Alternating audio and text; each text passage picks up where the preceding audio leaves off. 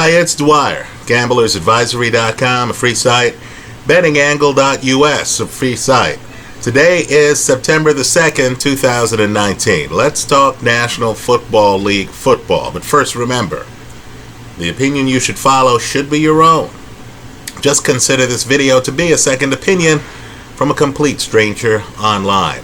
In other words, folks, there are no guarantees. You could lose every play I suggest here. Be an adult, buckle up, make decisions for yourself. Week 1. I hate parlays. The house has the biggest advantage on parlays than it does other football bets. But if I had to bet a 3-game money line parlay, right? I'm not going to do a point spread parlay. I'm not suicidal. But if I had to do a 3-game money line parlay, the games I like in terms of money line favorites are the Philadelphia Eagles at home. Keep an eye on this team all year. I think it's going to be big for them. Philly at home over the Washington Redskins. That's the first game. I just think Carson Wentz is back. He's healthy. I think Philly is loaded on both sides of the ball. I think that team is a serious contender to win the NFC.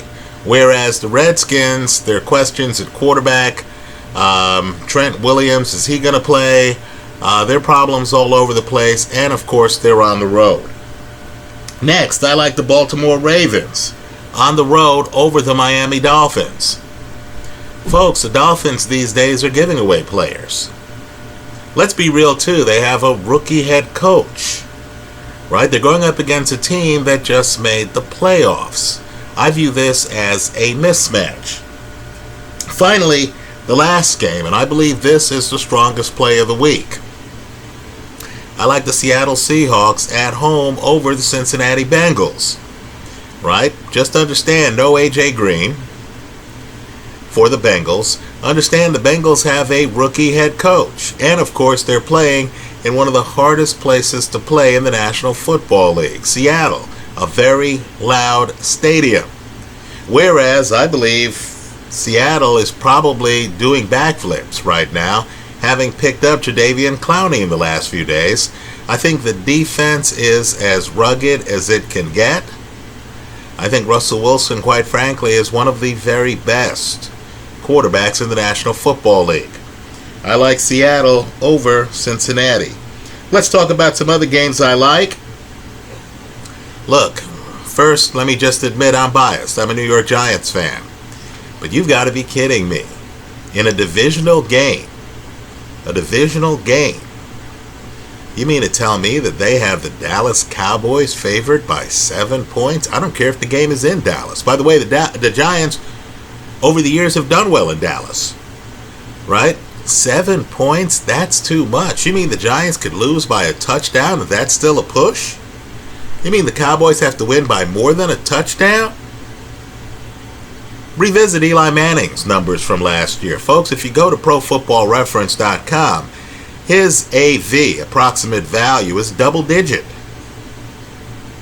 Right? Eli, I know the press is having a field day on this guy. He's a veteran quarterback. He's not a bad quarterback. And, of course, I think it's an open question. Ezekiel Elliott, if he signs, let's face it, he's going to be rusty. He won't be in game shape. He will not have been hit like players are hit in the preseason. But even if he signs, are you certain that he's even going to be the best running back on the field? Understand, the Giants have Saquon Barkley. Right? So I believe this Pat Shurmur Giant offense, now that Shurmur's been there longer than 5 minutes, is going to eventually start to click. I think guys like Evan Ingram and others are going to make their marks felt. I agree, the Cowboys have a very good defense. Right? No question about it. But Ezekiel Elliott, less than prime condition, that's if he's even active. Jason Witten, coming from a year off the field in the booth, now he's back. By the way, Amari Cooper, defensive coordinators this year have had an entire offseason to figure out how he fits in that Dallas Cowboy offense. They're going to be more prepared for him than they were last year. The 7 for a divisional game. A game involving teams that play each other twice every year. Neither team's going to look across the line of scrimmage and be surprised. The 7's just too much. I like the Giants, right? Getting 7 points. Next, let's be real. The Denver Broncos have one of the best defenses in the National Football League. Has anyone figured that out? You know, understand too, Philip Lindsay, wasn't he in the Pro Bowl last year, the running back for Denver? Then you got Joe Flacco, and understand, Flacco in the right offense is going to click. Right now, I can't believe that I don't even have to lay points in this game. Denver on the road against Oakland. What exactly does Oakland have? Right? Antonio Brown is just figuring out how to play with his teammates. Didn't he miss so much of preseason that they had to start giving him ultimatums? You're either in or you're out. Right? I know Derek Carr looked great a couple years ago, got the big contract. How's he look since then? Right? I think the Raiders, you're going to have a tepid crowd, right? They're leaving the Bay Area. You're going to have a tepid crowd. I like Denver here over the Raiders. The fact that the game's straight up makes it that much sweeter. Right? I like Denver over the Raiders. Finally, you know, New England is a juggernaut. There's no question about that. No question about it. But they haven't been a juggernaut in the month of September. Right? Understand, this Pittsburgh team hops off the plane. They're not going to be dealing with snow. They're not going to be dealing with November weather in New England. This is early September. Right? Let's be real too. How good are the Steelers?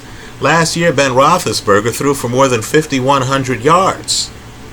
I'm guessing in your fantasy pool, Roethlisberger's not making it out of the first round. And that's even with all of these fantasy magazines telling you to pick up running backs and wide receivers early. Right? I think the Steelers are absolutely loaded.